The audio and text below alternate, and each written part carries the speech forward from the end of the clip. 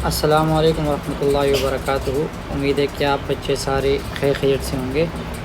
बेटा मुझे पता है you are having your biology paper in couple of days, लेकिन मैं कुछ कामों में फंसा हुआ था जिसकी वजह से मैं आप लोगों के लिए जो प्रिपरेशन पेपर है वो तैयार नहीं कर सका। सो अभी मैं आप लोगों के लिए लॉन्ग क्वेश्चन टिप्स लेकर आया हूँ जो कि मैंने आज तकरीबन बैठ के बनाए हैं डिफरेंट पेपर देख के। So let's discuss some of this questions. मैं आप लोगों को बता भी दूँगा कि बुक में आप लोगों को कहाँ मिलते हैं। आप लोग एक काम कीजिएगा मेरे लिए कि आप लोग इस वीडियो को जितना ज़्यादा हो सके अपने दोस्तों के साथ शेयर कीजिएगा ताकि आपके जो दोस्त है वो भी इस वीडियो से ज़्यादा से ज़्यादा फ़ायदा उठा सकें। आप लोग के पास सिर्फ कल का दिन है, लेकिन जो केमिस्ट्री का पेपर होगा मैं कोशिश करूँगा कि आपके लिए मैं बहुत जल्दी तैयार कर सकूँ। तो without wasting further time let's start. मैं आप लोग का ज़्यादा टाइम नहीं लूँगा, सिर्फ आप लोगों के साथ कुछ पेपर डिस्कस करूँगा। अच्छा, जब मैं एक क्वेश्चन पेपर निकाल लूँ so you can just take the screenshot of this ताकि आप लोग के पास सेव रहे। सही है ना? तो ये है मैंने जो बनाए हुए बायोलॉजी 9 प्रिपरेशन पेपर 2023 के लिए ये तो इसमें सेक्शन सी में ज़्यादातर कवर किया हुआ है। ये आप लोग के पास क्वेश्चन है। स्टार्ट करते हैं। Number 1, describe the level of biological organisation.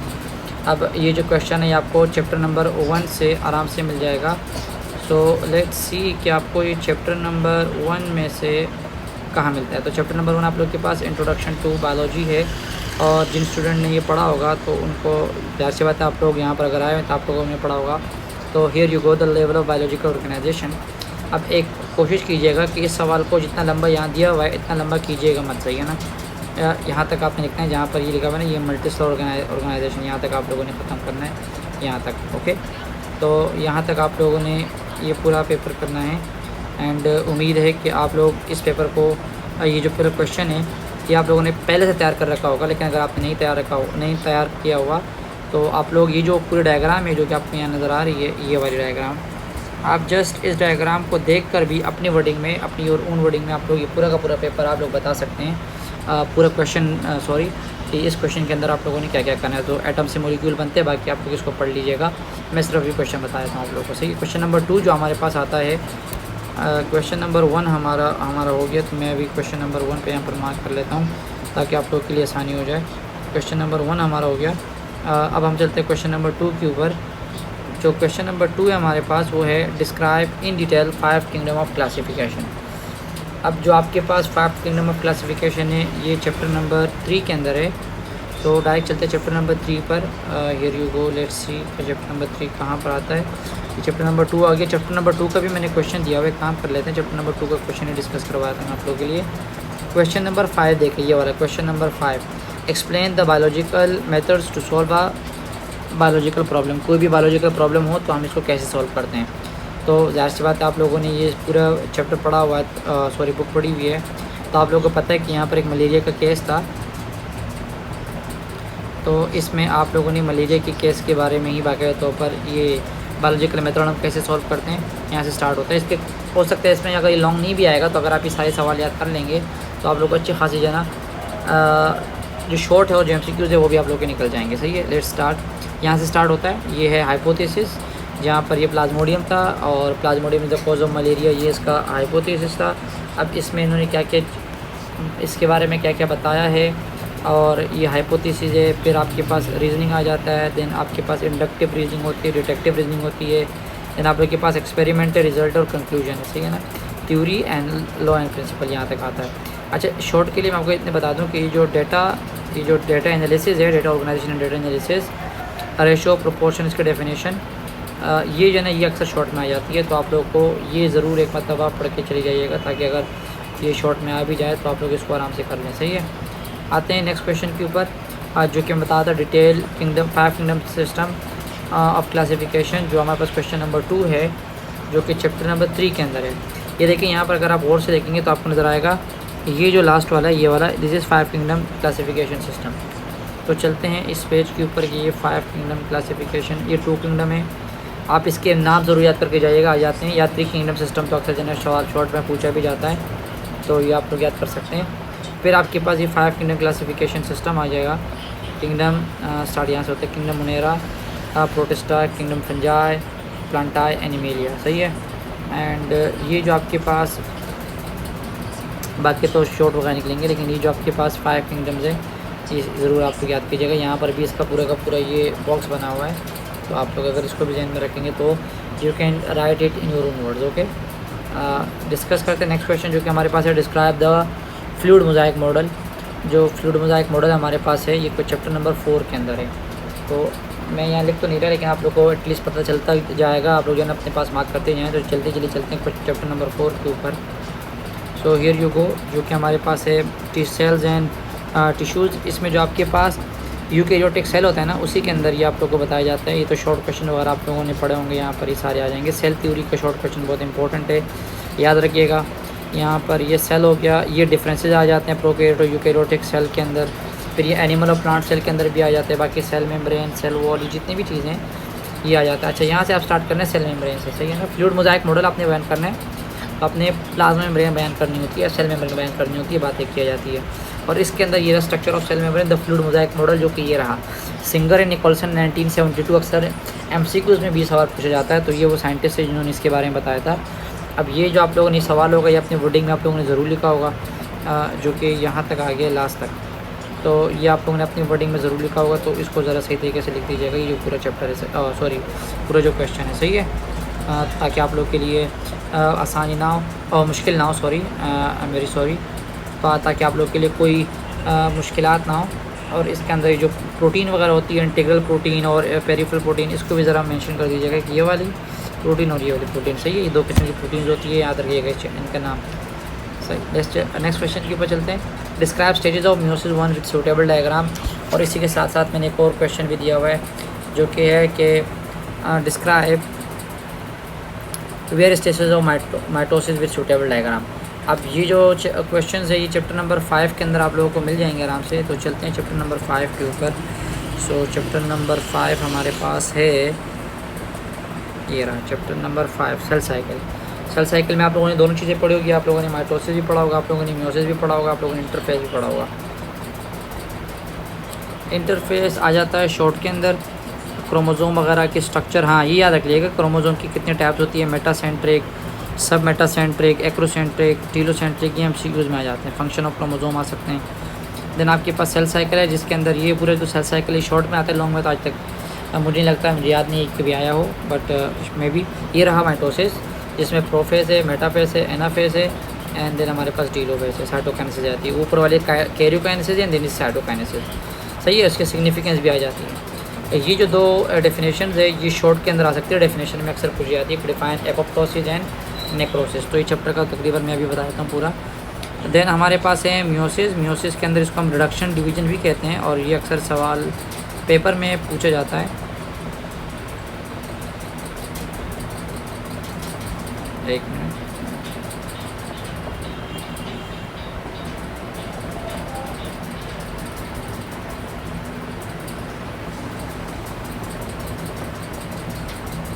Okay 96 97 98 100 ये रहा।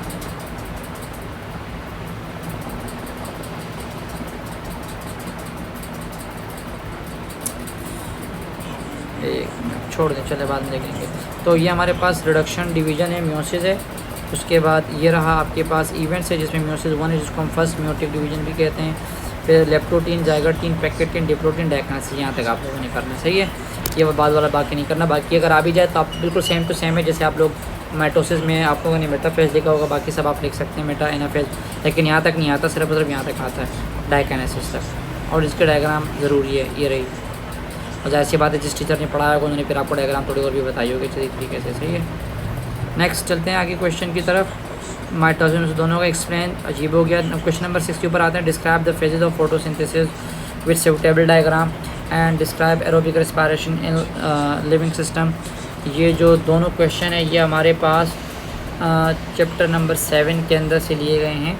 और चैप्टर नंबर 7 आप लोगों को पता है कि बायो एनर्जेटिक का एक ऐसे चैप्टर का जो नाम है ये हो गया enzyme. Chapter number 6, chapter number 6 में भी मैंने क्वेश्चन लिया, आपको ये बताया था। चैप्टर नंबर 6 का जो क्वेश्चन है ना वो आप लोगों को मिल जाएगा। हाँ, क्वेश्चन नंबर 9 जो मैंने लिखवाया ये वाला, इसका और देखें, ये what is enzyme, describe the characteristics of enzyme. तो यहाँ पर आपने डेफिनेशन लिखनी है एंजाइम की। एंजाइम आपके पास बायो कैटेलिस्ट होते हैं जो कि हमारे पास किसी भी रिएक्शन को तेज़ या स्लो करते हैं, सही है। ये इस पैराग्राफ में से आपको डेफिनेशन मिल जाएगी, सही है, कोड एंजाइम। अच्छा, और ये करेक्टरिस्टिक्स है इसकी 1 2 3 4 11 तकरीबन 11 पता नहीं 12 करेक्टरिस्टिक्स है यहाँ तक इसी पेज की में सारे जितने भी है ये। तो ये करेक्टरिस्टिक्स आप लोगों ने लिखने होंगे। ज़ाहिर सी बात है आप लोग 11 10 नहीं लिखेंगे, टाइम के हिसाब से आप लोग देखिएगा। अच्छा हम चलते चैप्टर नंबर 7 के ऊपर, जहाँ पर हम लोगों ने अब करना है डिस्क्राइब द फोटोसिंथेसिस। जो फोटोसिंथेसिस है ना, ये रहा फोटोसिंथेसिस एंड रिस्पायरेशन। अब फोटोसिंथेसिस में आप लोगों ने जो स्टार्ट करना है वो ये रहा फोटोसिंथेसिस, ये रहा। यहाँ से आप लोगों ने स्टार्ट करना है, पेज नंबर 121 मार्क करते जाइएगा। और इसमें क्लोरोप्लास्ट का रोल और ये सारी चीज़ें जो है ना 2 फेजेस होते हैं। एक लाइट, इसको लाइट डिपेंडेंट रिएक्शन कहते हैं, लाइट इंडिपेंडेंट रिएक्शन कहते हैं। ये जो बेसिकली जो मेरा क्वेश्चन करने का मतलब था वो ये वाला था, फोटोसिंथेसिस जो आपने लाइट एंड डार्क रिएक्शंस होते हैं ना, आपने ये मतलब डिस्क्राइब करने होते हैं, जो कि यहाँ से स्टार्ट होते हैं। ये लाइट रिएक्शन है ना, ये थोड़ा ज़्यादा है तो ये आ सकता है। और यहाँ ये डार्क रिएक्शन तो बहुत स्लो है, लेकिन अक्सर छोटा है, लेकिन वो कभी कभी ये भी आ जाता है। तो ये डार्क रिएक्शन है, सही है। यहाँ तक आप लोगों ने करना है। तो ये आपके पास है फोटोसिंथेसिस का। स्टार्ट कहाँ से हो रहा है दोबारा बता देता हूँ। डेफिनेशन आप लोग को यहाँ मिल जाएगी पेज नंबर 121 के ऊपर। देन आप लोग को आना है यहाँ पर 124 के ऊपर 2 फेजेस से। यहाँ से आप लोग स्टार्ट करते हैं लाइट रिएक्शन, सही है। यहाँ पर लाइट ख़त्म हो रहा है और ये इस पेज के ऊपर 126 के ऊपर डार्क रिएक्शन है। अच्छा नेक्स्ट हमारे पास इसी में थोड़ा आगे अगर आप जाएंगे तो आपके पास रिस्पायरेशन स्टार्ट हो जाएगा। इसका डेफिनेशन यहाँ से लिख दीजिएगा, इस पैराग्राफ में से ये वाली इक्वेशन लिख दीजिएगा। और देन आपके पास एनोरेबिक रिस्पायरेशन शॉर्ट में आ जाता है, अगर आएगा तो। क्योंकि अल्कोहलिक फर्मेंटेशन और एसिडिक फर्मेंटेशन दोनों इसके अंदर होती है। एसिडिक हमारे बॉडी के अंदर होती है, मतलब ह्यूमंस बॉडी के अंदर होती है, जिसमें लैक्टिक एसिड बनता है, जिसको हम थकावट कहते हैं। इसको दूर करने के लिए फिर ऑक्सीजन डेप्थ की ज़रूरत होती है। और अल्कोहलिक होती है जो कि ईस्ट और इसका नाम है फंजाई वगैरह के अंदर होती है, सही है। देन हमारे पास इंपॉर्टेंस है। अच्छा यहाँ पर आते हैं आपके पास एरोबिक रिस्पायरेशन, जिसमें मैकेनिज्म है ग्लाइकोलाइसिस। अब ये ग्लाइकोलाइसिस जो है ना यहाँ से स्टार्ट होता है। ग्लाइकोलाइसिस है, इसमें इनको डिवाइड करके उन्होंने दिए हुए कि ग्लाइकोलाइसिस है, देन हमारे पास क्रेब्स साइकिल है, इलेक्ट्रॉन ट्रांसपोर्ट चेन है, ये पूरा उन्होंने डिवाइड करके दिया हुआ है।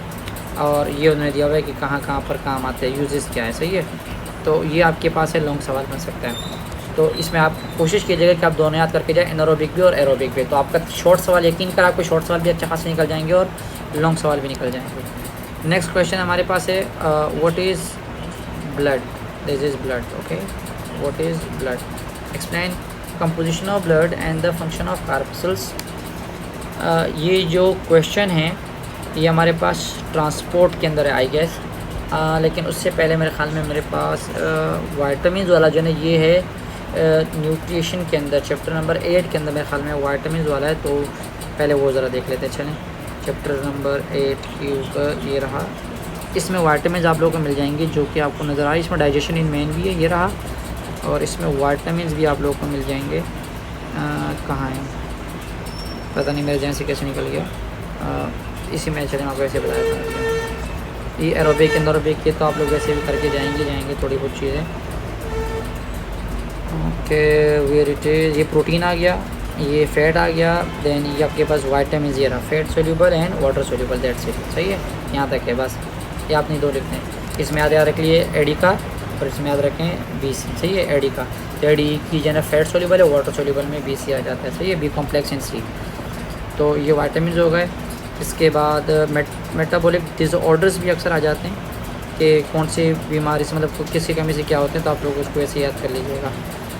अच्छा ये याद रखिएगा कावा श्योरकर और मेरास्मस ये कौन सी बीमारी है और ये किसकी वजह से होती है। अच्छा ये जो बाकी की बीमारियां है, ग्वाइटर है, एनीमिया है, ये MCQs में पूछाते हैं। और इनटेक होगा, माल न्यूट्रिशन में स्टारवेशन है, हार्ट डिजीज़ है, कॉन्स्टिपेशन है, ओबेसिटी है। तो और फिर ये फूड किस किस वजह से होता है, बेसिकली मेरा सब मतलब ये है कि किस किस वजह से होता है, आपको याद रखना है। ये डाइजेस्टिव सिस्टम आ गया ह्यूमन का, एलिमेंट्री कैनाल जो कि जिसको हम कहते हैं, जो कि माउथ से शुरू होता है और टिल देन एनस तक जाता है। ये डायग्राम आपने याद रखनी है, बहुत इंपॉर्टेंट है। अब इसमें तो सारे क्वेश्चन वैसे सब पूरा इंपॉर्टेंट है, लेकिन मैं जो ज़्यादातर कहता हूँ स्टूडेंट को याद करने के लिए वो मैं यहाँ पर मैंने लिखा हुआ है। क्वेश्चन इस इसका क्वेश्चन में हाँ मैंने लिखा हुआ है, ये रहा ये वाला स्टमक और intestine, small intestine diagram of human, सही है। तो ये रहा स्टमक के बारे में, यहाँ से स्टार्ट होगा। ये रहा फंक्शन ऑफ स्टमक। इसमें ये जो एंड्स होते हैं, cardiac end, pyloric end, fundus, ये पूरा ये ऊपर वाला एंड, ये पाइलोरिक वाला एंड, ये फंडस कहलाती है, ये पूरा डायग्राम है। और इसके अलावा ये फंक्शन ऑफ स्मॉल इंटेस्टाइन, जिसमें बाइल, पैंक्रियाटिक जूस और इंटेस्टाइनल, और ये इलियम का बहुत इंपॉर्टेंट रोल होता है क्योंकि यहाँ पर फूड न्यूट्रिशन वगैरह की एब्जॉर्प्शन होती है। सही है, बाकी इतना कोई मतलब ज़रूरी नहीं है कि आप लोग याद करें। हाँ, लिवर में आपके लिए बहुत इंपॉर्टेंट है, लिवर में क्योंकि डिटॉक्सिफिकेशन वगैरह यही होती है, तो ये पे उसमें आ जाते हैं। डिसऑर्डर्स ऑफ गट, वैसे तो अगर आप सेकेंड फर्स्ट ईयर के अंदर आएंगे तो वहाँ पर ये लॉन्ग सवाल आता है, डायरिया, कॉन्स्टिपेशन वगैरह। अभी अगर आप शॉर्ट के लिए याद करना चाहें तो you can prepare it for the short. Last जो चैप्टर हमारे पास वो है ट्रांसपोर्ट। अब ट्रांसपोर्ट जो हमारे पास है इसमें मैंने दिया हुआ है ट्रांसपायरेशन का क्वेश्चन, वाइटामिन हो गया, ट्रांसपायरेशन मैंने दिया हुआ है, और व्हाट इज़ एंजाइम ये सवाल दिया हुआ है। सॉरी, एंजाइम तो हो गया ना, एंजाइम मैंने, हाँ ये एंजाइम तो हो गया। व्हाट इज़ ट्रांसपायरेशन एंड ये जो डायग्राम्स है ये दी हुई है मैंने। तो व्हाट इज़ ट्रांसपायरेशन में आप लोग यहाँ पर आएंगे, ये मैंने जब पढ़ा था स्कूल को तब की बात है, इसको छोड़ दें क्योंकि मैंने बहुत ज़्यादा इसमें मार्किंग वगैरह की हुई है। ये रहा ट्रांसपायरेशन, ये मैंने उस वक्त भी मार्क करवाया था, डिफाइन ट्रांसपायरेशन, बल्कि मैंने क्वेश्चन शायद मार्क भी किया हो। इंपॉर्टेंट फॉर MCQs ये मैंने लिखा हुआ भी है, ये वाला इंपॉर्टेंट है फॉर MCQs, ये वाला करना ही नहीं है आप लोगों को। दैन ये भी क्वेश्चन नंबर, मैंने क्वेश्चन नंबर 4 जब लिखवाया था ना उनको, ये उसके लिए स्टोमेटा की ओपनिंग और क्लोजिंग कैसी होती है, ये सिग्निफिकेंस उसकी क्या है, ये फैक्टर्स उसके कौन से क्वेश्चन नंबर 6 में, और ये transport of water in food किस तरह से हो सकता है जाइलम और फ्लोएम से। अच्छा, ये जो क्वेश्चन है ये मिल के आ सकते हैं ट्रांसपायरेशन के अंदर, सही है ना। जैसे मैंने अभी जो ट्रांसपायरेशन का क्वेश्चन लिखा हुआ है कि फैक्टर्स ऑफ फैक्टर आपने लोग ये बताने ना, तो ये रहे ये question factors of factor the rate, तो आ सकता है कि what is transpiration, what is it significance and what is the what are the factors, तो ये तीनों मिलाकर आ सकते हैं, तो आपने ये तीनों ज़रा ध्यान में रखने, सही है। बाकी मैंने क्वेश्चन मार्क किए, मैं एक पेज पे चलता हूँ, अगर आपको मार्क करना तो क्वेश्चन नंबर 7, मतलब क्वेश्चन आप नहीं पढ़े ज़रूरी नहीं है, लेकिन आप लोग एटलीस्ट मार्क कर सकते हैं कि मैंने कौन कौन से क्वेश्चन को यहाँ पर लगाया हुआ है। ये देखें यहाँ पर ये पूरा ट्रांसलोकेशन वाला मैंने लगाया था, जो कि मैंने कहा था उस वक्त लॉन्ग में आएगा पिछले साल के लिए, सही है। तो अभी आप लोगों के लिए अच्छा, ये ओपन सर्कुलेटरी सिस्टम और क्लोज सर्कुलेटरी सिस्टम ये भी है, ये इंपॉर्टेंट है। ये ओपन यहाँ पर आ जाएगा और ये क्लोज ओपन पिछले वाले पेज पर आ जाएगा 185 और दिस क्लोज, सही है। फिर ये आपके पास आ गया जिसमें ब्लड है, ये बिलोंग मैंने दिया हुआ, यहाँ पर भी देखिए मैंने लिखा है what is blood, explain the composition, वही मैंने लास्ट टाइम भी दिया था, दोबारा भी दिया आप लोगों के लिए। आपने लॉन्ग में लिखना है, प्लाज्मा के बारे में बताना है, एंड देन आप लोगों ने जब आप यहाँ पर आएंगे तो आपके पास रेट्रोसाइड्स है, फिर हेमोग्लोबिन के MCQs वगैरह के लिए भी है। ये आपके पास WBCs है कि WBCs किस तरह काम करते हैं, ये आपके पास RBCs उसका में रेट्रोसाइड कहते हैं उसके बारे में इंफॉर्मेशन है, और ये प्लेटलेट्स के बारे में इंफॉर्मेशन है। अच्छा, ये शॉर्ट में आ सकते हैं ल्यूकीमिया उसके सिम्टम कॉजेज़ क्या है, थैलेसीमिया उसके सिम्टम और क्या नाम है मेजर कॉज क्या है। फिर ये ह्यूमन हार्ट का सवाल जो मैंने लास्ट टाइम दिया गया था, describe structure of human heart with suitable diagram, long में मैंने कहा था लास्ट टाइम। आप अभी डायग्राम एटलीस्ट याद करके जाएँ, मेरा पढ़ाने का सवाल है जो आप लोग बच्चे पूछे देख रहे हैं, मेरे बीच में बस बुक है जो मैं इसमें पढ़ा लेता हूँ बच्चों को अक्सर, सही है। तो ये है प्रिलिमिनरी सर्किट, आप लोगों ने बहुत अच्छी तरीके से आई गेस कि आप लोगों ने समझा होगा, क्योंकि मैं अपने स्टूडेंट कैसे पढ़ाता हूँ कि उनको दोबारा अगर कोई स्टूडेंट मेरा है जो कि वीडियो देखता है तो नीचे कमेंट कर सकते हैं, तो उनको दोबारा पढ़ने की ज़रूरत नहीं होती। तो ये पूरा का जो ना आप लोग अपने हिसाब से लिख सकते हैं अगर आपको डायग्राम वगैरह याद है तो। फिर ये ब्लड का सवाल आ जाता है कि ब्लड वेसल्स जो है ना वो आर्टरीज वेन्स जो कैपिलरीज है, ये ज़रूरी नहीं कि आप लोगों के लिए याद करें, शॉर्ट के लिए याद करें, डेट सेट, सही है।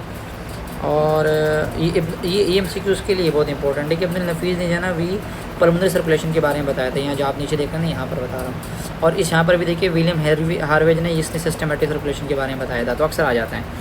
फिर ये CVD डिजीज़ थी जिसमें एथेरोस्क्लेरोसिस है, और जिसमें बेसिकली वो ये कि कॉजेज़ क्या हो गए मायोकार्डियल इन्फेक्शन के एंड डेट सेट, और ये लीडिंग कॉज भी है।